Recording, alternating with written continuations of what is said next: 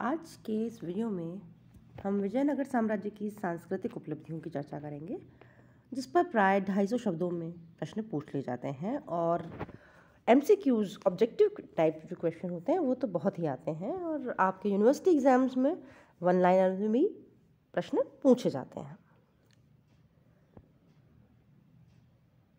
2 शताब्दियों से भी कुछ अधिक समय तक विजयनगर का राज्य दक्षिण की राजनीति में अपना प्रभाव बनाए रखने में सफल रहा। 14वीं से 16वीं शताब्दी है ना। इस राज्य के शासकों ने सांस्कृतिक जीवन के क्षेत्र में भी बहुत ही महत्वपूर्ण योगदान दिया। हिंदू शासकों की सत्ता के अधीन होने के कारण यह राज्य हिंदू धर्म और संस्कृति का केंद्र रहा। ऐसे समय में जब उत्तरी भारत में इस्लाम के प्रभाव से एक नई समन्वित संस्कृति का विकास हो रहा था, विजयनगर के शासकों ने विशेषतः हिंदू धर्म और संस्कृति को प्रोत्साहन किया। इस कारण कुछ इतिहासकार विजयनगर के शासकों को हिंदू पुनरुत्थान का श्रेय देते हैं। विजयनगर के शासकों ने साहित्य, स्थापत्य कला, चित्रकला, संगीत आदि को प्रोत्साहन दिया और विजयनगर साम्राज्य को सांस्कृतिक गतिविधियों का उत्कृष्ट केंद्र बना दिया।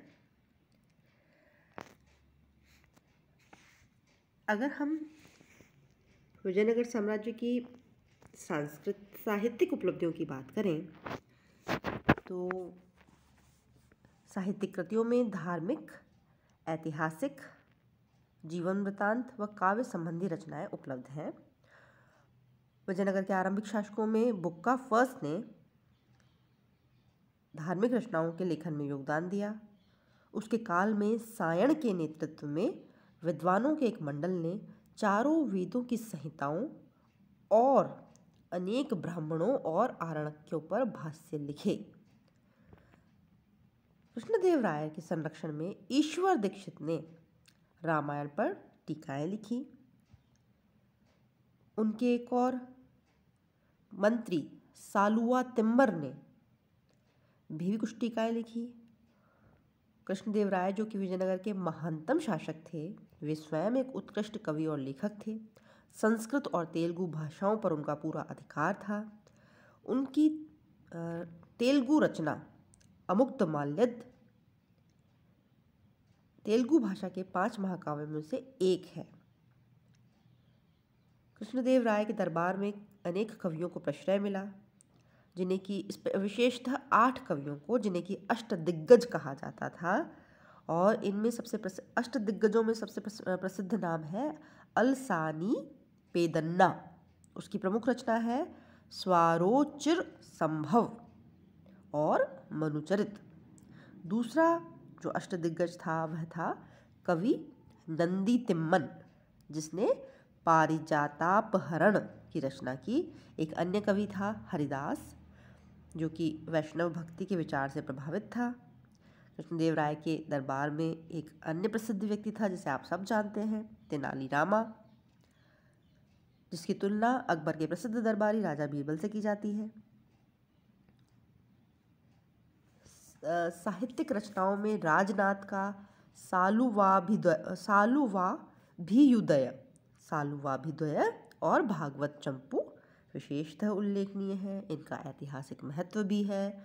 शासकों की जीवनी के संबंध में बुक्का फर्स्ट के पुत्र कंपन की सफलताओं पर आधारित उसकी पत्नी की काव्य रचना मधुरा विजयम भी महत्वपूर्ण है।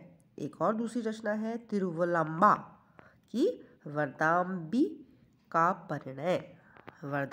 परिणय, जिसमें अच्युत राय और वरदाम्बिका के विवाह का वर्णन है। संस्कृत और तेलुगु भाषाओं को विजयनगर के शासकों की प्राथमिकता थी, फिर भी अन्य भाषाओं के कवियों को इन्होंने प्रश्रय दिया। तमिल भाषा पहले ही विकसित अवस्था में थी और विजयनगर काल में इसकी प्रगति में कोई अवरोध उत्पन्न नहीं हुआ। कन्नड़ भाषा में अनेक तीर्थंकरों और संतों की जीवनियाँ इस काल में लिखी गईं। मधुर ने धर्मनाथ पुराण की रचना की तथा गोमतेश्वर की स्तुति में कविताओं की रचना की। कृष्णदेव राय के दरबार में संस्कृत और कन्नड़ भाषाओं में विभिन्न पुस्तकों की रचना की, जिसमें भावचिंतारण एवं वीर शैवामृत महत्वपूर्ण है। कृष्णदेव राय और अच्युत राय ने वैष्णवों, लिंगायतों और जैनों को भी संरक्षण दिया। संगीत के क्षेत्र में भी विजयनगर के शासकों की उपलब्धि थी।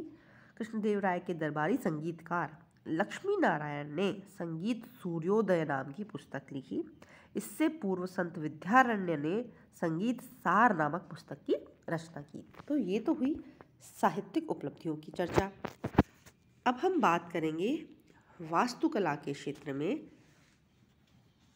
विजयनगर साम्राज्य में क्या सफलताएं अर्जित की गई उसके बारे में।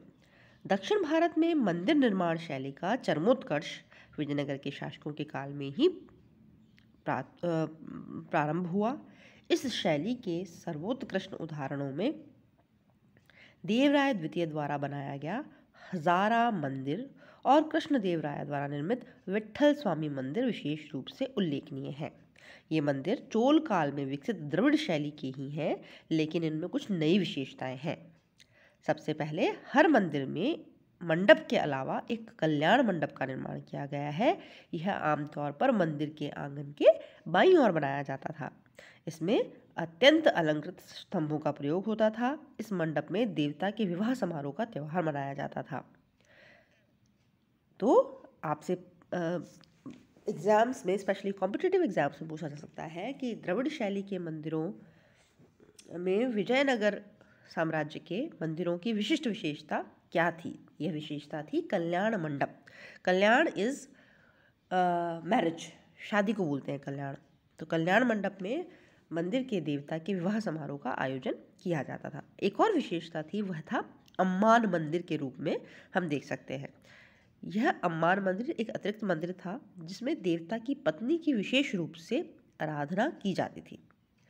इनके अतिरिक्त मंदिर में प्रवेश द्वार बने थे। गोपुरम और मंदिर के स्तंभों के अलंकार पर विशेष रूप से ध्यान दिया जाता था।